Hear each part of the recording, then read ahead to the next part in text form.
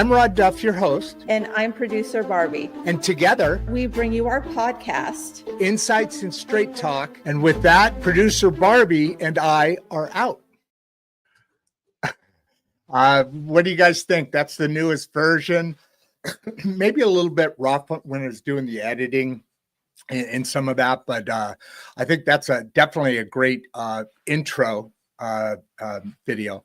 But like I say, put in the thoughts. What are your thoughts on how that's all shaping up? We've been doing this since November.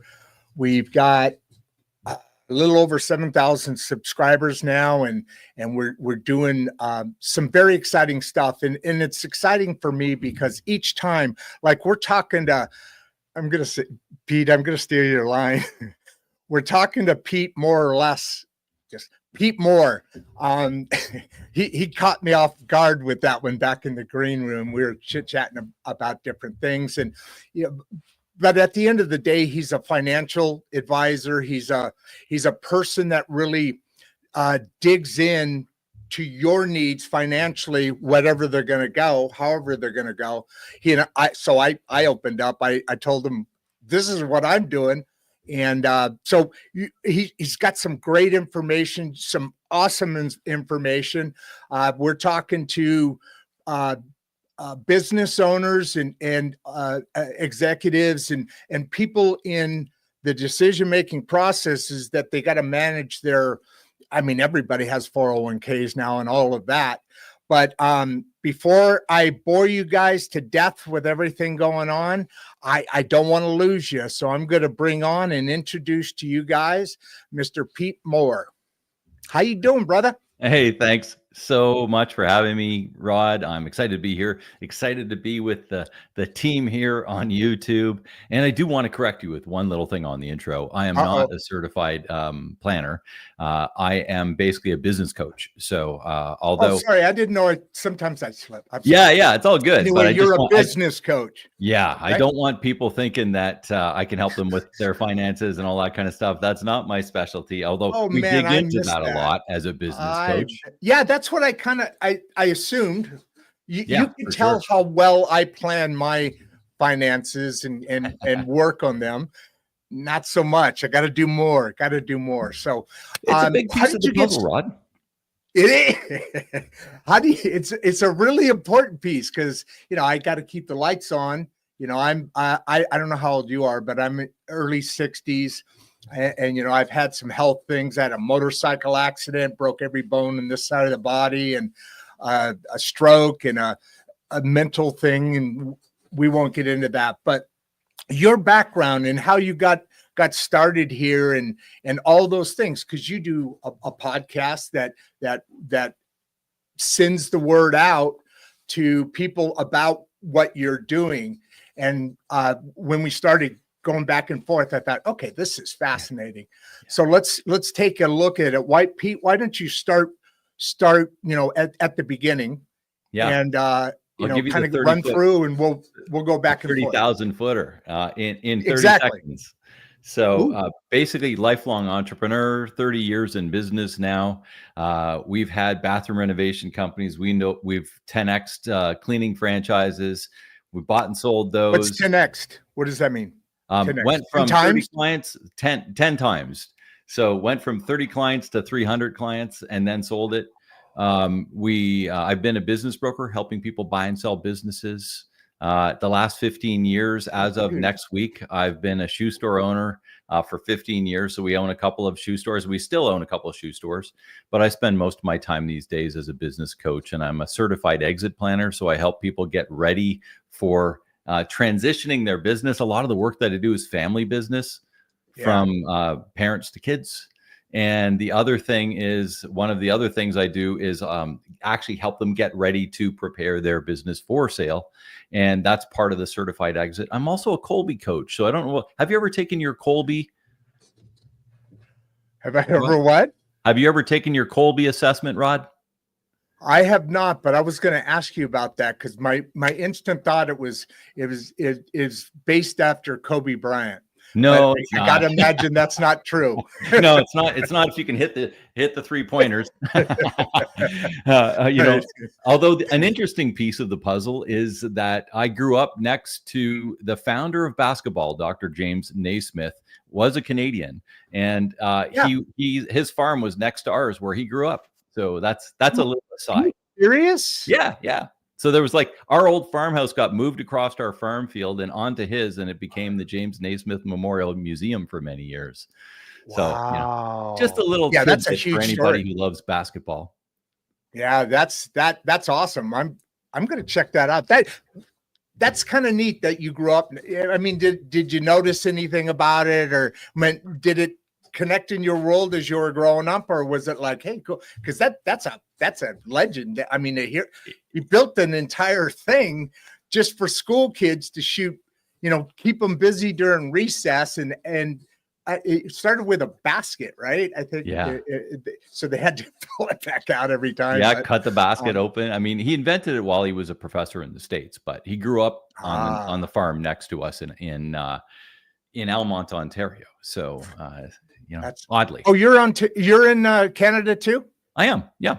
See, I haven't done a really good job in prepping for you because I was thinking about what on the certification. That's that retirement side, and I got a little ahead of myself there. So go on, Yeah. Kolbe. I have not had my Kolbe assessment. So Tell me what that is, and it's based on Kathy Kolbe, Kolbe, and you may have taken over the years an Enneagram or a DISC or a MBTI. There's a variety of different assessments out there. A lot of people call them personality assessments or strength finders, a variety of these different ones, right? And you're interviewing for jobs, right? Sometimes, yeah, that's often a big part. Part and piece of it. The Kolbe, really, the reason I love it so much is because I work with business owners. A lot of those other ones are more around preferences, which we can't hire to and stuff anymore because it discriminates. But Kolbe is how you make decisions. And it doesn't change through time. It doesn't change. It's how you are from the time you were a kid. So Kathy Kolbe does a lot of work with kids, and over 50 years they've been doing these. So I overlay a lot of executive teams with the Kolbes so that they better understand how to communicate with each other. They better understand how to work together. They better understand how to make decisions. And then, yes, you can use Kolbe as part of the hiring practice as well, so that we can actually dig down into that. So when I look, I mean, I've got a lot of different facets to my business coaching. I know today is more about exit planning, but a big part of what I do is around Kolbe as well. Yeah. Wow, that's I've always hated those because they tell everybody what I really am. I can usually kind of hide behind it, but those things are amazing. They're like dead on, right? I mean, you pretty much get. That's where so to answer your question, a sort of one, I guess, right? I've done it a couple of times with before I started my business. I started, obviously in the work, and all that. And when you're dealing with certain things, they want to know what you are, and what you are, not what you are. So that's very interesting. You want to jump on some of these questions? We got I see Bob's there. What's the biggest mistake entrepreneurs make when planning their exit strategy? And I think the big one there, Bob, really revolves around the fact that, one of the best things that I do before I get anybody going, and anybody can take this, it is an assessment, and it's over on my website at theexitreadybusiness.com. As soon as you go to theexitreadybusiness.com, you'll see a picture of me. Right beside it says the Value Builder Assessment. The biggest piece of the puzzle. That. Yeah. Okay. I know it. Yeah. I saw that when I was taking a look during the time. Can you can only text on the private, but at some point here before we go, would you throw that in there? Cause people always come back to me and ask me, hey, what was and I'm not the expert, you are. So I like to, help there you go. So channel into the right direction. Right? I've popped the website in there, and then you can. Oh, wow, you were quick. But from that side, it all starts, Bob, by having a benchmark. So we need to understand where we're at, and well, let's reel it back a little bit. It takes time to exit your business if you want to exit with the maximum amount of value. And that's one of the biggest issues, is that people don't even start thinking about their exit until they're ready to exit. And here's another thing. About So one in true. two businesses in North America, the owner exits because they have to, not because they want to. Rod, you said it yourself. What was that? How much? 50%. One out of every two. 50%. Wow. Okay. You said it yourself. You've had some health issues. I had a stroke. Oh, You know, these kind of things. And I'm sure for anyone here listening, you know somebody who's passed away prematurely. You know someone who got into divorce and maybe had to sell part of their business, half their business, whatever the case is, because they had to rectify things. You know somebody who's in a partnership with somebody else that wasn't going so well in business, and one or both of them had to exit that business. Not probably because they planned on it, because they had to at that time to get over whatever they were working through. You know somebody who's got into disability issues, like you said, if you're out for a heart replacement for a month or whatever the case is, a few months, or if you had a stroke, or maybe you got cancer and you're out for a prolonged period of time, that has deep effects on the business, maybe even causing you to leave the business and having to sell or close. Or maybe it's like financial distress, like COVID or tariffs that we're hearing about today. You know, all these different things. There are reasons that people have to close their business. The issue is, if your business isn't exit ready, then you're leaving all kinds of money on the table. You're leaving your team on the table. You're not leaving the legacy that you want to leave to your family, all of these things, because one out of every two people has to exit their business. And then the other 50% can plan for it, which is also part of the discussion today. The one thing is for sure, you will exit your business. You will. It's a guaranteed. So why wouldn't you start planning today to exit your business? And we're talking corporate strategy. We're talking risk management. We're talking, getting back to Bob's original question, that one of the number one things, getting your books in order. Most small business, medium businesses have terrible books, and people buy. I know exactly what you're saying. Come on. It's like the first thing they're going to look at is the financials. 100%. Yeah. Right. So, I mean, there's lots of other pieces of the puzzle that they look at. The value builder assessment really puts it into 8 categories that you want to look at, and it'll give you sort of a green, yellow, red, sort of where are you standing on these based on your assessments. And then you go to work and start cleaning this stuff up so that you're in the greens, and so that your business is exit ready. And by the way, having your business exit ready is also building value in your business with every step and every procedure that you take here, because it's the same process. If you don't want to work in your business every day, which is number 8, called hub and spoke, if you are the hub and spoke of your business, then it's not really all that sellable. Because if you're not in the business, just like if you're taking out with one of these other D's that we just talked about, death, divorce, all those ones, then what's left? So we need to set up the process. We need to set up the right accountabilities. We need to set up the right communication. We need to have things in place, not only for the betterment of our business and our life as an entrepreneur, but for building the value and leaving the legacy that we want to leave when we do exit this business, whether it's at the end of your career where you're saying, I'm ready to retire, or whether you're 20 years old, built your first business and say, I want to take this as seed money for the next one. It doesn't matter. Yeah. And you have, you describe yourself as a let's call it a serial entrepreneur. Yeah. And when we're talking backstage, you were talking about the businesses that you have. You're about ready, and what you do is you it's almost like flipping. I hate to put it this way, flipping houses, right? You invest in something, you take that money and you invest in that, and then you build it up, and then you resell it or whatever that case is.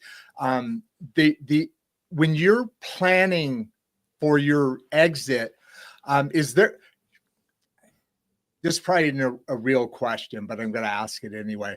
Is there a difference if you're planning versus you have to leave? A lot of things I didn't even think about there, but there's so many things in life that happen that cause you to, you better be prepared, because something's going to happen. We're humans. We're in society. We're in, in the world that it is. it's no, I don't know anybody living forever. And with that, I mean, that's the key. What's the difference when you plan it out correctly, go through what you're talking about versus being forced out? Is it a 50% more value? Because you say you're ruining the value of the business by not planning. Is there any numbers, or there's probably all sorts of there are. Oh, okay. Yeah. Let's talk. So when you take your value builder assessment, one of the things at the end of the value builder is that you can put in actual income numbers. You don't have to in order to get your value builder results, because it'll spit you back like a 20-page document. But if you do start putting those in, then it allows you, because you also have to put in your NAICS code. So, if, you know, like me, if I'm a shoe retailer, I have a certain NAICS code. And if somebody's a plumber, they have a certain NAICS code. So you put in your NAICS code. An industry code. Right. Industry code. Yeah. And when you do that, it starts comparing to the 20,000 or so businesses that we've had take this, and it goes back in there, and then it sort of fires off comparables, right? So it gives you what we call a range of value, right? And a range of value, if you scored low on a lot of these eight areas, your range of value, you're going to be at the lower range if you think of a bell curve, right? And then if you're scoring in that medium zone, you're in the medium zone. And if you're scoring at the high zone, you're at the high zone. And that's going to be based on the multipliers in your given industry. And, you know, in certain industries, multipliers are higher than others. That puts all that in, right? There's an algorithm that follows, you know, that's one beautiful thing about technology. It follows along though, right? Yeah. Yeah. And then, so when we go back and work through the things that we have to do, if we're seeing red stuff on 2 of those 8 things and we're working through, we can get it up into the yellow, it increases our multiplier. So we can actually go back to the benchmarks, and we can actually, you know, a year from now, when we're going back and saying, yeah, I've worked on these 3 things, I got them cleaned up.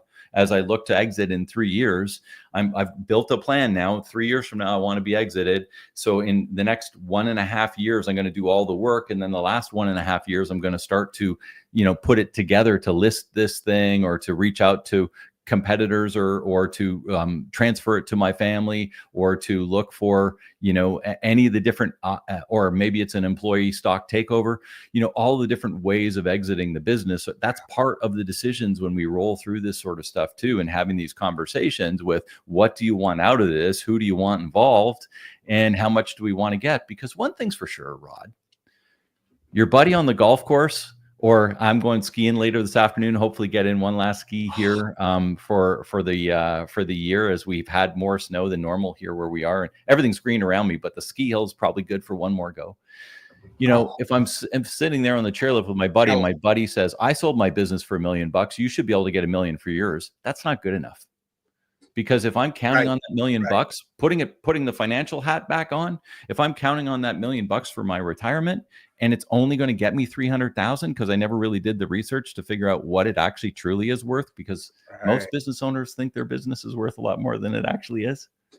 Oh, but it's always true what they think, isn't it?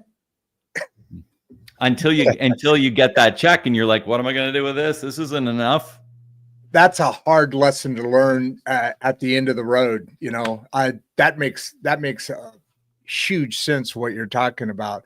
And when you're talking about that comparing on the codes, yeah, you know, I get what they're comparing is already results, things that were sold, and that algorithm then compares and says, okay, yes, you're good to go. So it gives us benchmarks to work with, which is what we need. Just as business owners, we're always trying to look at stuff, absorb the data that we have, see how to make it better, so that we can make the changes we need to make in order to get the results that we want. But again, I'm kind of going back to that thing where most small business owners, medium-sized business owners, have been so heads down in their business that they don't even know what the value of it is. And often it's the most valuable thing in their portfolio. You know, they know what their house is worth. They know what their car is worth. They know what their stock portfolio is worth. They know what's in the bank account. Yet this one big asset, which is their business, they a lot of times really are at best guessing at possibilities of worth. Wow. That's dynamic and unfortunately true. And like you said, we know what our house is worth. I mean, but that's easy information. You got to dig in and really figure out what your business is worth. But like you said, it's always, not always, but it's got to be more often than not the biggest asset in your portfolio. That's an ironic point, that is, that's why we're having the conversation, Rod. Exactly. So the 5P framework. Yeah. What's the hardest thing for business owners to master in that? Thank you very much, Anita. Yeah. Thanks, Anita. So I wrote a book called The Business Owner Breakthrough, which is one of the podcasts that I run as well. But the 5P framework is outlined in that as well. Okay. And you said one of the podcasts? Yeah. Sorry to interrupt. So I have one podcast called The Business Owner Breakthrough, which is more generic for business, small, medium-sized business owners. And then I've got another one that's a new one this year called The Footwear Retailer, because about 30% of my business that I do, I'm working with other shoe store owners. So that one's more targeted to the retail footwear side of things. But in this one, the Business Owner Breakthrough and the book that's aptly named the same, the 5P framework really is an operating system to set your business up, because these are some of the things that really revolve around getting your business exit ready. And they are. So understanding these 5Ps, and I've added another one too. I'll give you a sixth as well. The first one is the promise. You're gaining. Yeah. The promise. And the promise isn't your vision or mission. I mean, vision and mission, kind of normal language, and people got to do some work on that. They're internally facing. The promise is the one you shout out to the world. Here's the problem that my client has. Here's how I can uniquely take you through my set of products and processes so that you can have a better life. Because it's one thing. It doesn't matter if you buy a steak at the local restaurant, or if you're buying a new car, or if you're going skiing. The only way you drop that credit card or get out that wallet with some cash is if you can envision in your life how your life is going to be better when you spend that money. That's the equation. And as business owners, if that's not quite right, we need to work on that. And a lot of people who've been in business for a lot of years, they have the promise that they had 20 years ago, but it's not the same anymore. We need to work through that stuff. We need to hone it down. We need to really get the language around how you're going to market this, how you're going to set it all up, and how you're going to align the next P's in the equation, which are your product, or if you're a service-based business, your service offering, your process, and your people. So really honing in on the product, which is that middle part, right? We understand the problem. This product or service is going to take care of that so they can have the better life. The process, here's the thing, underneath your cap, I've already seen there's not a lot of hair there, like me, if you're watching, and the deal is we've already pulled our hair all out. But if all of the if all of the process, if all of the information is in your head as a business owner, that's a problem. We need to get it out into process that other people can take and do for you and with you, so that your customer's promise can be fulfilled without you being involved. That's a big deal. You talked about it earlier. You leaving the company, if you say my company, I'm leaving. Obviously the value of that company is based from your efforts. So it's based on your knowledge and the customer base trust, and all of that has been built up. So setting that up is, it makes a lot of sense. You talk to people and in selling that business, a lot of times people are required to stay on because that is such an important link. It makes sense. You built it or bought it or took it over and made it to this point, what it is. So there's a lot of things to think about when you're dialing all that in, right? We're up to 618 viewers right now. Awesome. That's so good. There's a lot of people who want to know, what? It's about time we start figuring out what we're going to do with the rest of our lives. I love it. And, here's the thing. I live what I coach, because I still have retail stores. And I'll give an example. Yes. Last month we talked about them. What are those? Yeah, we own a couple of shoe stores. They're called Shoetopia here in Canada, at Oh, good shoetopia.ca. name. And I took a month sabbatical from mid-February till mid-March, and I just basically left. And the reason I could do that, and the reason I coach to this, is because it actually builds value in your business as well, right? The business is exit ready because everything got done for that month when I wasn't there. Stuff got ordered, people got hired, people got paid, marketing went out, everything happened I do without not me like involved. you, man. I do not like you at all. I had the same thing with the motorcycle accident, and we went from we have 500,000 a month, kind of those numbers, and we went down to, I swear to God, we're talking about 30,000. The difference in that. I mean, talk about not being business or exit ready. That was an eye opener. I was 3 months, but I get still, it. yeah, that You're was, living proof of what we're talking about today, right? yeah. And so Actually, I am. my goal with the people that I work with on a coaching basis is to work through all of this, right? Let's hone Mhm. this down. Let's get the process in place, and let's align and assign accountabilities to others. Not just a title. I'm talking actually letting them do it without you. That's a Mhm. big issue for a lot of small business owners too. It's like, oh yeah, Yeah, I'll give you a title. You're the general manager. Yet I'm still making all the decisions. Like, no, they're right. not a general manager. They just have the title of a general manager. Yeah, So they're your errand boy or yeah, girl. so That's I right. just we start really working through all of this stuff because we've talked about the promise, we've talked about the product, we've talked about the importance of in the process and really honing that. The next piece is the people. And the people I break down into three different categories. One is your ideal client, which I'm sure everybody kind of gets that. Two is your ideal teammate. Not everybody's right to work in the culture of your business. And that's one of the reasons why I use Kolbe as well. We overlay Kolbe as part of the hiring process. And, for my business and for other people that I'm helping them through some of the people issues that they're going through. And the third one is your ideal outsource supplier, because in today's day and age, we do a lot of outsourcing. So whether it's an outsourced marketing company, whether you're hiring a bookkeeper out there, whether you're hiring an HR company, a virtual assistant, whatever the case is, are they aligned with your promise? Do they understand what you're trying to do? Do they actually make things happen for your clients? Remember, the client's the one that pays the bill. And if you can't show them the way to better life, that promise, which is the bedrock of where everything starts, you don't have a business. So once we've got the alignment of the product, the process, and the people, now here's the sixth P, but I put it in fifth place. You promote it, right? You promote it. It's got to do with how are you marketing, but I have all the language now based on those first four of what I'm going to use, how I'm going to do it, our unique process that makes us different. We've got everything we need to actually start to promote this properly so that we can get to the sixth P, which is the profit. And until you get to the profit, you are doing everything yourself. I know this is the hardworking show. It's like we got to put in our time, all that kind of stuff. And you do have to put in your time. It's not all free. It doesn't happen just like that. You've got to actually do the hard work to get here.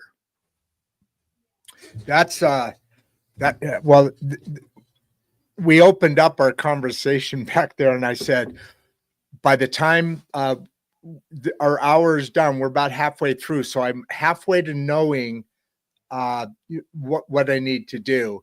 And all throughout this time, you heard me say, yeah, I'm a living example of that. And but I said at the end of this, I'm just going to, I'm going to have it all down, right? The exit. And you kind of looked at me like, yeah, right. You got to do a little work there, Rod, right? You got to put in the work. Yeah. It takes time, And and Matt, it's interesting. It's you, interesting after you start doing it. It's amazing how much you discover about things. You could have been running the business 20 years. Well, 10, 20 years, whatever. And when you start investigating something like that at a deeper level, I assume I know from experience, it really changes or adds to the value in your head about what you're doing. You know, you already know what you're doing, but to lay it out, those books are like pretty thick, right? I mean, those exit strategies, that it's like a business proposal almost, right? It is. And Stuff but to do. don't you deserve it? Like, Yeah. this is often the biggest investment you have. Like, shouldn't this be thought out properly? And Yeah. often it Yeah. isn't. And it's That's so why you sad, like wouldn't. even getting back to the corporate structure of whether you're a C corp or an S corp and whether those are best aligned for what you want to do and all of these sort of things. For those in the States and Canada, it's, are you, we have a different corporation structure, but I know most of your listeners are in the States and most of my clients are in the States too. So, from that side of things, it's like, are we aligned with the corporate structure? Are we aligned with all of our risk mitigation as far as insurances and different things go, so that that's all laid out? Do we have plans for our team? Is our team cross-trained? Do they even have accountability, or am I still making all the decisions? Like all of these sort of things, whether you're building the value in your business for now, or whether you're at that sort of end stage and you need to get it ready for business, you can see it's going to take a bit of time to get this stuff going. It doesn't just happen like that. It does take some time, but there are steps and there are ways of working through this, because as my former life as a business broker, I understand what people are looking for in due diligence, and they will rip you apart. True. Absolutely true. We're going to just step a little bit off. There's a lot of questions here, and we've been having this conversation that's very fruitful, and I'm going to learn how to make sure I don't live on the streets at 70 or 80 or whatever. And that's a big deal. My dogs, they'll be taken care of instead of something else, right? But how do you balance your coaching and your businesses? And I think a lot of it has to do what example you just gave, where you took a month sabbatical and those businesses were doing what they were supposed to. I'm assuming the time you put, same here, this time I put into this is different than the machinery business we were talking about. Yeah. And that's I assume that's what the secret is for you. It is. If I didn't have a wonderful team with good process in place, and if we hadn't been working on this and continue to work on it with a regular rhythm, we meet annually for our goals, our quarterly meetings next week, we meet monthly, we meet weekly, and sometimes we meet daily depending on the needs. And so we have great communication with our organization, and I have aligned and assigned accountability. People in my organization are in charge. They tell me what to do, and I appreciate I love that.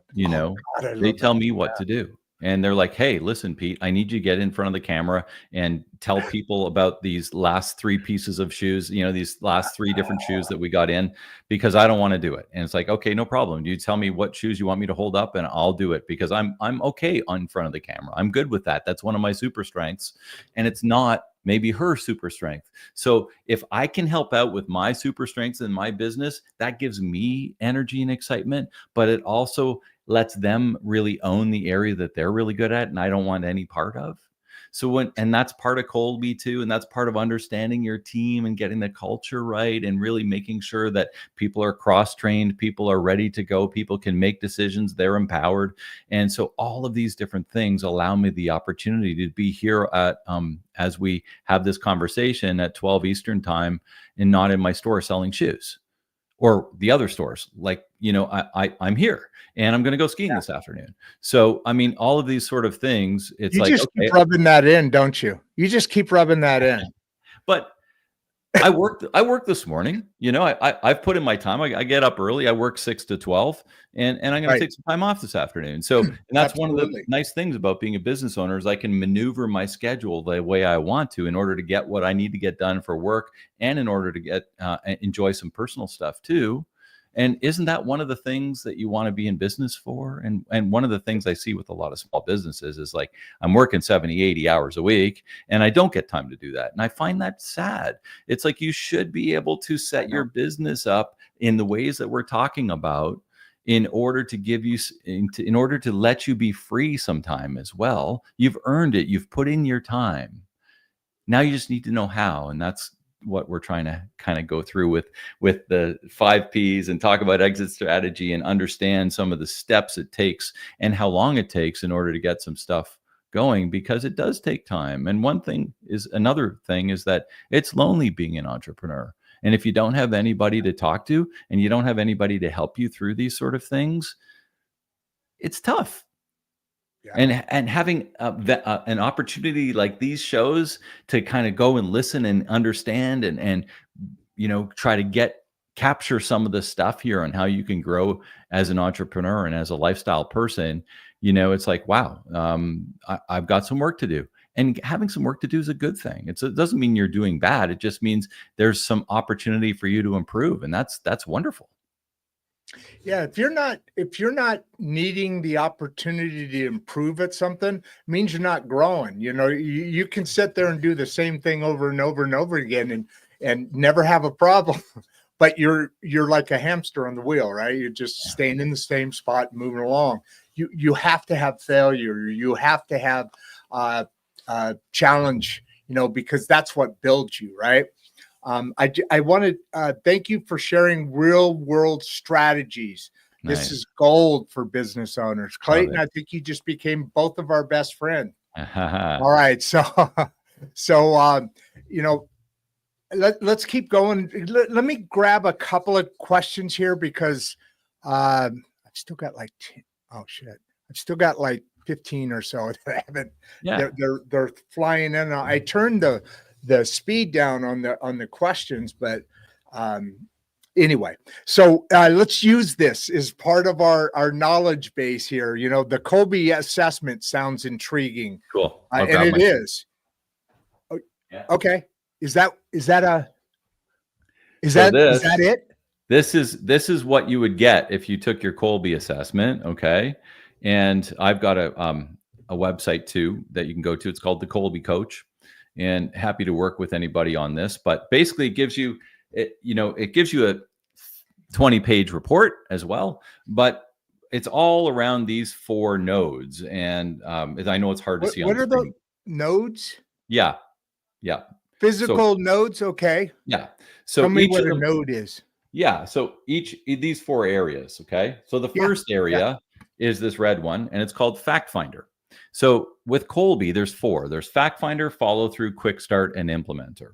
And what they do is they rate you from 1 to 10. And that doesn't mean good or bad. It just means 1 to 10, just to get an idea of where you sit on the scale. So if your rating for Fact Finder is a 10, that means you love the information. And if you have a 1 or a 2, that means you just want the executive summary, right?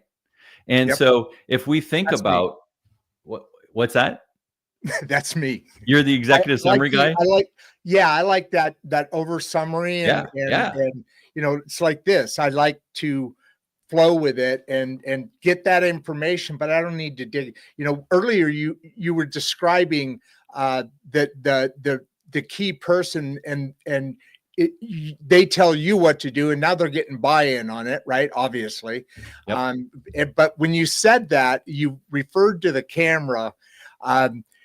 That description sounded like my producer Barbie and I, and she does tell me what to do all the time. I get a call from her after every show, and she's into the details, especially the money side. Yeah. And I just want to do this. This is my contribution to the efforts. Just like in the machinery business, I did most of the business development.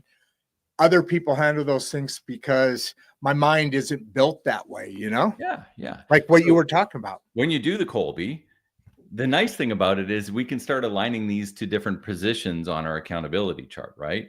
So you can imagine if somebody is a high fact finder and they love information and you run a research and development side, they should probably be in that, right? Like if you want somebody who reads the whole encyclopedia, or do you want somebody who reads the Coles notes, the abbreviated versions, or do you want somebody who just gets the 3 bullet points on what that particular topic is? Okay. Yeah. So understanding those sort of 3 areas. The next one is follow through, and follow through is how you deal with systems. And really from that side of things, it's like, do you know somebody who loves their checklist? It's like everything is check, check, check. They've got 4 checklists on their desk, probably 20 post-it notes on their screen, all of that stuff. Those people are high follow throughs. I'm a low follow through. Yeah. So I mean, I can build a checklist. I'm just never going to follow it. Yeah. And so, yeah. I change. I'm always changing. And so, the next one is quick start, and quick start's how you deal with risk. And so if you're a high quick start, if you have like 9 or 10, I'm a 9, it means you're a change agent. It means like you love to come up with ideas and all that kind of stuff. Exactly. Yeah. But that can also scare the people that work with you who are low quick starts, which don't want any change. They're like, no, I'm risk averse. Let's not do that. Okay. I get that. And then there's the last one, which is implementer. An implementer isn't, are you an implementer as far as do you implement? It's got to do with your sort of idea around space and tangibles. And from that side of things, I'll use an example of an implementer as a doctor. If you are a general practitioner, you're probably a low implementer, which means you're good at envisioning and all that kind of stuff. And if you have that medical degree and you've chosen to be a brain surgeon, which is very detailed and working with your hands, then you're probably a high implementer. I've got a couple of boys who are carpenters. They're high implementers. I'm an envisioner. I'm a low implementer. I can do the work. We used to have a bathroom renovation company. I can do it. It's just not my ideal way of doing the stuff. So, all of these areas, you represent any of these areas, and I'm talking to you, the listener. Anybody has all of these areas, but there are certain areas that you live in and you love to do and you love to work and is naturally you, and that doesn't change throughout your life. So when you understand yourself and then you understand your team, you can see, like if I had a bookkeeper that wasn't one of those people that loves to do the check marks and all that sort of stuff, that wants to balance the visa every month, that'd be a problem. Yeah. Stuff wouldn't get done. Yeah. If I had somebody in insurance that wasn't sort of on the low risk side of things, that'd be a problem. If they want to take all these risks and they want to do all this stuff, might be a problem. Right. So I'd like to know before we hire people where they sit on the Kolbe, so that we can then overlay that onto, it's part of our hiring process. We overlay it onto our accountability chart and the job that they're going to be going into, whether it's sales or whether it's a bookkeeper, or whether it's human resources or whatever it is, marketing. And we start looking at this from a structural point. I'm not saying it's the only tool we use. Of course it's not, but it's one of the tools we use as part of better hiring and asking the right questions. Because when we see, if I was hiring for a bookkeeper and I saw the low follow through like I have on mine, I would, and by the way, I have 2 business degrees, so I can bookkeep. I know how to do it. I just don't ever want to do it. And it's not my juice. Like it gives me, it's a pain. It's a pain. So that's the whole thing. The Kolbe is built on exactly what you're talking about there by measuring the different formats. It makes so freaking much sense. Yeah. Could have saved me a lot of aggravation over the years. Yeah. So we start by understanding, and I put all of my clients through this too, by the way, because I want to know how they operate so that when we're working together, we can communicate better and provide information better. And I can get them a checklist if they need a checklist, or we can talk if they need me to be the ideas person, because they're not as big an ideas person, then they use me for that. And we banter around different things. So it's just such a great tool. And it's really that P side, the people P, right? Understanding your people and understanding how you communicate and get things done process wise. Yeah. So that we can fulfill the promise. So that we can build the value in our business, so that we can exit the business on our terms, even if we have to. With profit? With profit, right? Wow. Very, very, very, very good. It's I have heard of that before, and I was trying to remember. We were talking backstage, so to speak, and I've seen that, but I didn't realize how powerful that is. And you get a nice big, you get not a condensed report, you get a full report, right? You get data. Yes, sir. Yeah. Yeah. Wow, So that's very cool. most of the Go people ahead. that I work Kolbe with, we'll send them the Kolbe report, but then we hop on a call for a half an hour as well. And kind of as a Kolbe coach, I go through what it means to them. And I've literally had people love go, that. "Oh my God, if I would have had this earlier," like you just said, or I finally have validation on the fact that I'm different than the other people around me, and that's okay. And that there are ways around doing what I do based on what I know now in order to make my life easier. I mean, I've literally had those conversations. And when we do that with the team, and it's like, this is why I can never get through to the person. And I'll just use the information side of things. Because if I like a little bit of information and I'm only giving somebody on my team a little bit of information all the time because that's the way I like it, but it's not in their nature unless they have the entire encyclopedia worth of information to make that decision. And I'm basically saying, why don't you ever make the decision? I gave you the information. Why don't you ever make the decision? I gave you the information. And they're saying, well, boss, you gave me 3 bullet points. I want 30 pages. And you say, but you should be able to do it because I gave you the 3 bullet points. No, I need the 30 pages. And you can see where procrastination happens. You can see where misalignment happens. You can see why things don't get done in a group-based decision. All of this stuff so powerful on building that team, cross-training everybody, getting everybody exit ready. And as our comment says, your business, you own your business. It shouldn't own you. And your business Exactly. does I was own just you. going to ask that. Yeah. Thank you. Yeah. Your business does own you if you have to be involved in every one of those decisions. Big piece of understanding is aligning these people and aligning and making sure that your team is right. Hey, thanks. And Kelly. I agree with Kelly. Yeah. Amazing discussion. That's and I love your accent. It's awesome, man. It goes with that you have a very good, right? I'm sure you've been told this, a good radio voice. It's one of the things I've done in the past. I used to have a radio show as well. Oh, yeah. I'm not surprised by that one little bit. So what is the first step for a business owner looking to maximize their company's value? We kind of were going through that, and it really boils down to what we've just been sitting on for the last 5 minutes or so chatting about, right? Yeah. This one came in a little while ago. I could have had better timing with that. First step is take that value builder assessment that we mentioned over on the Exit Ready business, because you need a benchmark.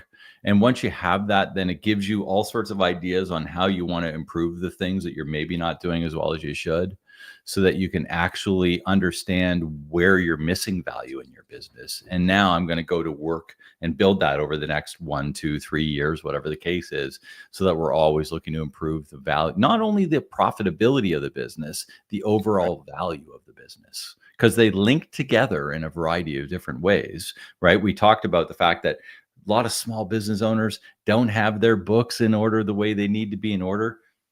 It's interesting, but you can probably, think about this. Small business owners don't want to pay tax. So what do? They run stuff through their business. Well, if we're talking, earlier in the conversation, we talked about multiples.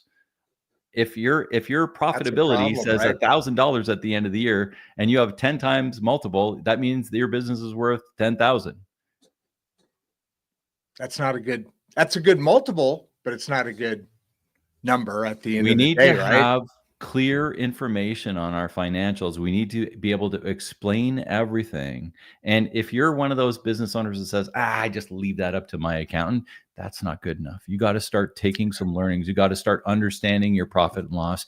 You have to start understanding your balance sheet. You have to start understanding your cash flow and what the differences and decisions that you make for those different pieces of the puzzle can make on the value of your business. Wow. That's so nonsensical. Is that a right word? That's common sense. That's so, I mean, I'm listening to the information coming out, and it's not complicated. It's not simple, but it's not complicated. It goes back to, the 5 P, the 6 Ps now. Yeah, there you go.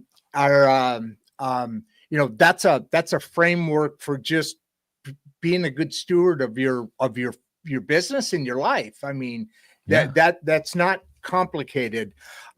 Practical advice here. Any tips for owner. Now, this again, I'm behind. I apologize, but we were Okay. talking about Yeah. delegating Yeah. within your company, and so it's a great question. I know, Olivia. Thank you. I wish I would have got it earlier. Sorry about that, but why don't you go ahead there, Pete? Sure. Sure. Delegation, I've done whole presentations on delegation. I'm a big believer, as we talked about, accountability.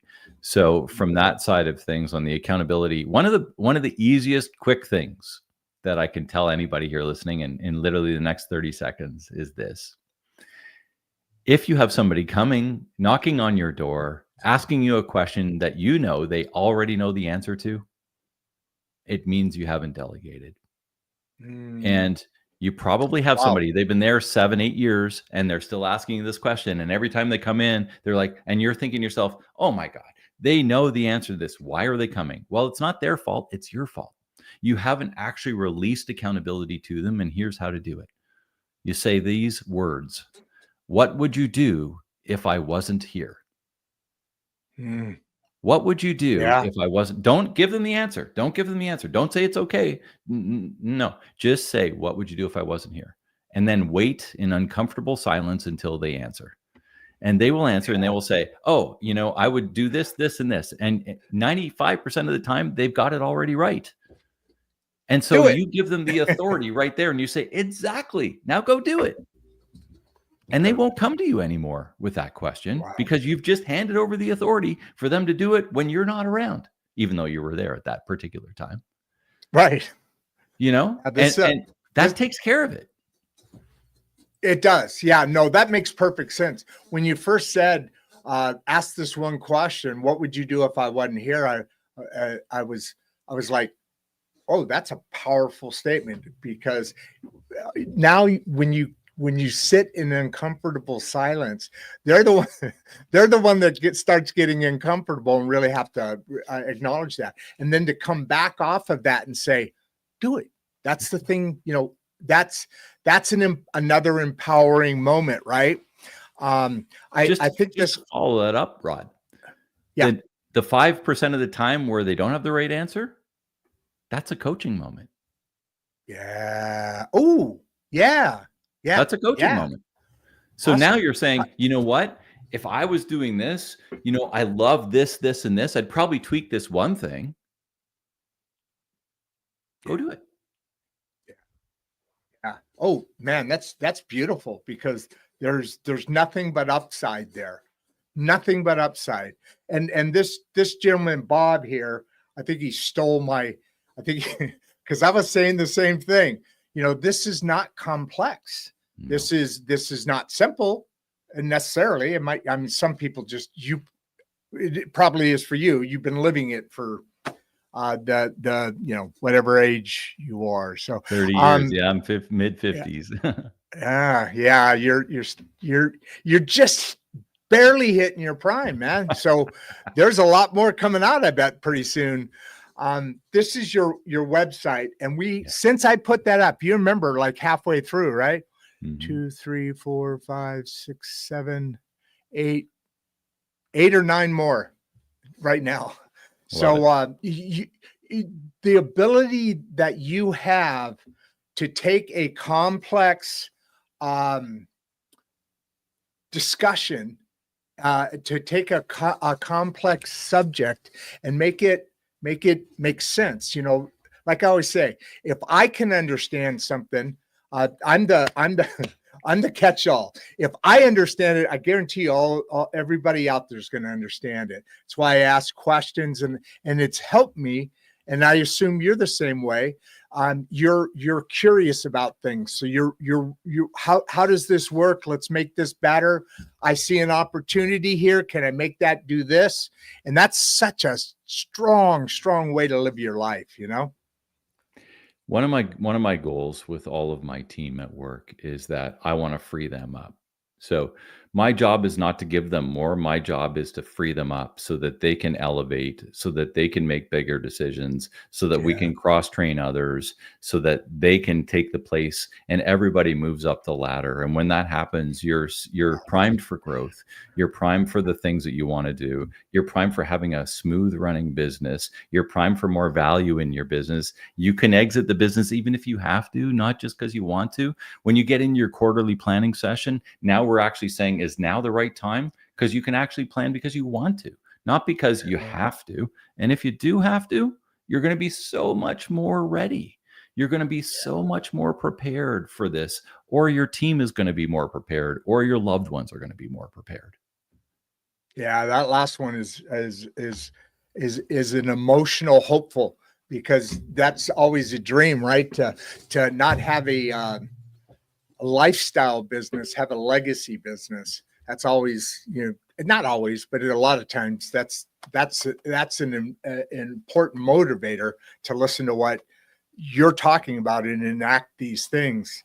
How do you help owners transition from daily operations? So, and there was one about a mindset there about it owning you or you owning it. And this is something that I caught my eye, because it's a hard thing. To transition who you are and what you are takes, it's like a habit. Eventually you don't even think about brushing your teeth. But when you start, you're getting pushback because the mind is growing. I talked earlier, right? Yeah. Isn't that fascinating? Yeah, it is. And you know what? There's no easy way, because one of the things when especially in startup mode, that sort of first 1 to 5 years, it's like all hands on deck, man. I got to put in my time. I got to put in my work. I got to make the decisions. We habitualize ourselves in order to do all of that. But what we have to do once we get to a certain point and we reach this sort of glass ceiling of the amount of time we actually physically have and the amount of decisions that we actually can make ourselves, that's somebody else throughout the day. How much time we have throughout? Okay, gotcha. Throughout the day, throughout the week, throughout the year. There's only 24 hours in a day. You can't buy more. You can only buy other people's time. I know it'd be nice, but you can't. So I don't like the way this. I do know. Davon's Tache. I like what he's saying here, except for one thing. He misspelled insights. It should be capital I, capital N. There you go. SIG. Anyway, I just wanted to pop that up there really quick. Thank you very much for the comment. And I know I'm speaking for you, Pete, but I'm quite sure that's the case. Powerful strategies. Thank you for sharing. I've seen her before. She's got real estate. That's a business, right? That's a business. How can small business owners implement? Oh, it's a great question. But hey, Clayton, he asked one earlier. Clayton, it's 6 P's. Clayton, come on, listen up. 6 now. We grew one during the show. The best way there is, you know them now. I've got structures, and I'm happy to send you over some structures. Just reach out to me and I'll send you over sort of a PDF document on how to do it. But when you start thinking of all the different meetings that you have, if you go through each of those, any major decision, does it align with our promise? What's the product or service offering that's going to work with that? How do we make it into the process that's going to work for other people to do? How do we align it with the people? How do we promote it properly so that we can make it a profitable venture? And if you go through those 6 P's on any of your major decisions, you're on your way to building the value in your business and working through this, because every decision's based on those. So it's just a great way to get your craziness out of your jumbled brain and onto paper so that you can share it with others that help you make decisions. That's huge, man. That's a huge. We've got like 3 or 4 more. I know you wanted to be closer to. You're tight on time. Do we got 5 minutes or so more? Can we? I can do another 5 minutes. I have another meeting in 10. So I hear you. Okay, so let's make this 3 minutes, and then a final thought and a goodbye, and I'll kick you out of here. Go to the green room and do your other stuff. Dang.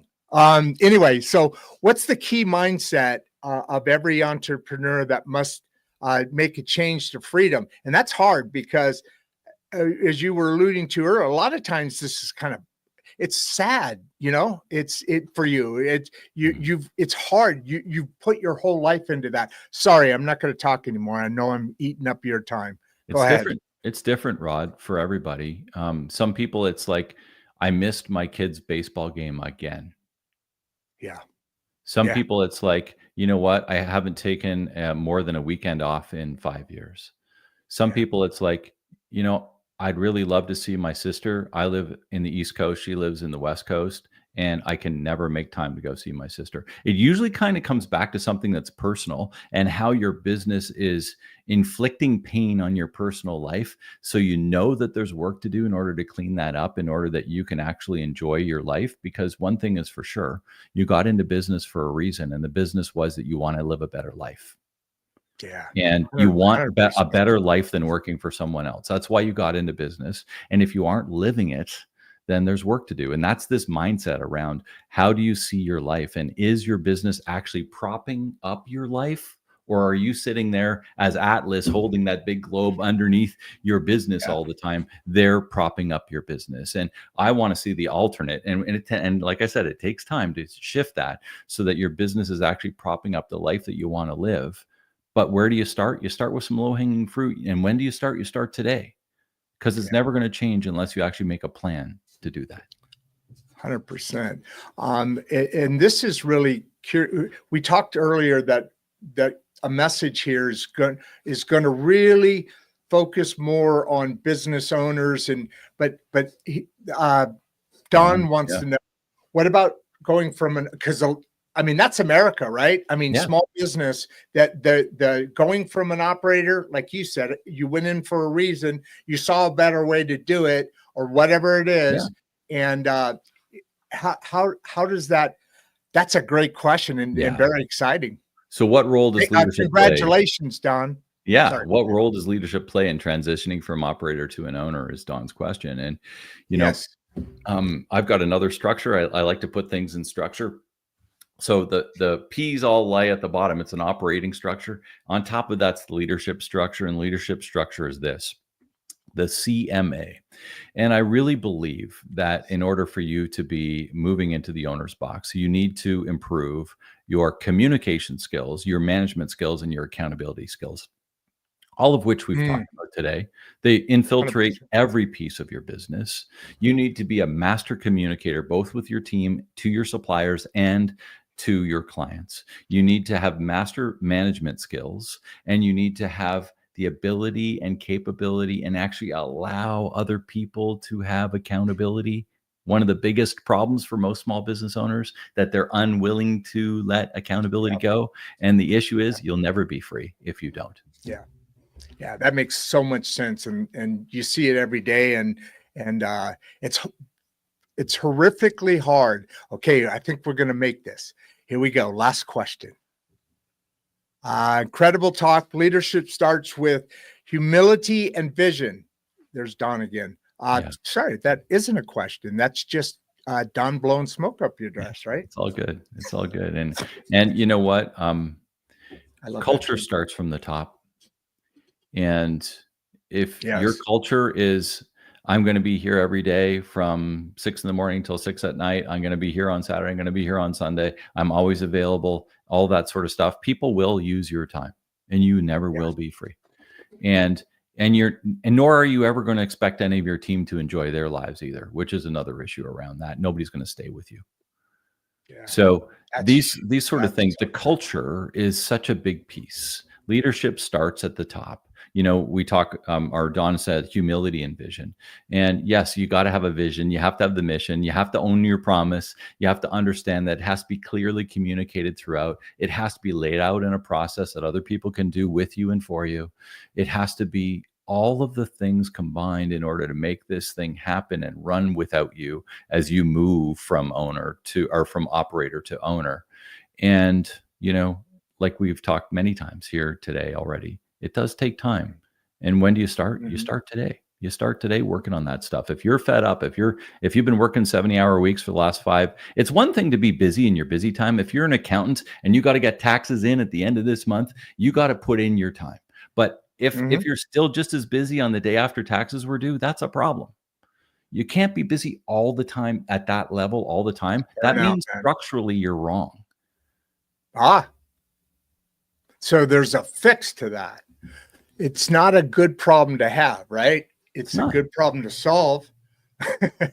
Well, if you're not physically healthy and mentally healthy, how can you run a healthy business as the leader? Absolutely. All right, my friend. I know I appreciate the extra time and the push here. Pete, a final thought and a wave goodbye, and I'll wrap it up here on the backside for you, my friend. Awesome. Well, thanks so much for having me here today, Rod, and thanks for all of our listeners. Some great questions there. From my side of things, just reach out to me. Rod's put the website here, but the easiest way to reach out to me is pete-mohr.com. All of my sites go underneath that one, pete-mohr.com, or as on the screen here, the exitreadybusiness.com is one of those sites. I'm on LinkedIn at pete-mohr, M-O-H-R, or on Instagram. You can catch me there too. So I'm happy to talk with anybody, and take your value builder assessment. It's where to start. It gives you all the things you need to begin your journey in creating the value of the business and making sure that you are exit ready. And then didn't you say that you can get that as a PDF? Yes, sir. Right. Yep. So, and that's on just to remind, on your website, you got your beautiful face and this document next to it, right? Value builder assessment. And it'll take you 15 minutes or so to go through, and then we'll have a little conversation. I'll give you all the information based on it. We'll look at the reds, greens, and yellows, and we'll have a quick talk, and you're on your way to understanding what you need to do to build the value in your business. Perfect, man. Perfect. Thank you so much. I appreciate the day. Give a big wave, and I'm gonna go on the backside and finish some things off. Any questions that you missed or I missed that you wanted to hit to, or are you all good? I'm good. If you are. All right, brother. See you. Sorry, my click wasn't well timed there. I usually do a little better here. Man, my mind is full. Thanks so much for that discussion. There's a lot of pathway that needs effort to get onto, but you don't really ever think that there's an organized pathway that's there, or at least I don't. Maybe I should. We've got 2 more shows today. One's a lady with a health spa who is and has a book called Aging Gracefully. And then at 2:30, that's at 12:30. At 2:30, we have a young lady that actually created this pretty cool app. It's kind of wild. She's on the family, how do you make yourself better to be a better partner and all that. So very cool stuff. Come back in, see us again. Great crowd today. I appreciate all the efforts and the conversations. I really appreciate the support. Go out and say hi to somebody today. Go out and give somebody a compliment. If you don't know them, like I say, give them a hi and, start creating that vibe. It's not about being difficult to do or, being silly or whatever, but it's about getting comfortable with doing the hard things or the challenging things. It's very easy. We become locked in our own world and just walk by people. We don't even want to catch their eyes. It's starting to change, but I do it all the time, man. It's become a little, not game, a little challenge for me. I like to, Barbie said on yesterday's show that I like to engage people. I'm a very curious person and all that, but now I have a habit of going in and getting people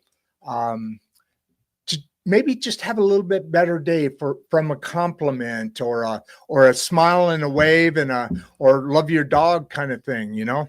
That's it. I am going to wrap things up.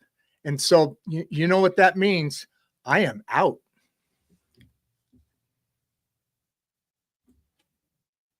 Before you leave, if you'd like to watch another one of the podcasts, click the first link in the description. We love having you here and we appreciate all your support. And with that, producer Barbie and I are out.